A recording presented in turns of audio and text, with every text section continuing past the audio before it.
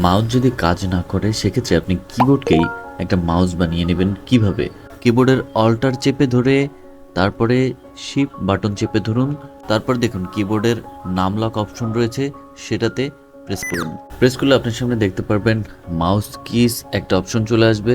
এখানে just ES press করে দিবেন। ইএস প্রেস করে দিলে যেটা হবে, আপনার কিবোর্ডের যে নাম লকের এই সাইডের যে বাটনগুলো রয়েছে সেই বাটনগুলো কিন্তু এখন মাউস আকারে কাজ করা শুরু করে দিবে। নাম লকের এই সাইডে 8 6 4 2 যে অ্যারো দেওয়া আছে, এগুলো কিন্তু আপনার মাউসের যে কার্সারটা আছে সেটাকে মুভ করাবে। দেখুন 8 চাপলে উপরের দিকে যাবে, আমি 8 চেপে ধরে রেখেছি, উপরের দিকে যাচ্ছে। এবং 4 চাপলে দেখুন বামে যাবে, এবং 6 চাপলে দেখুন ডানে যাবে।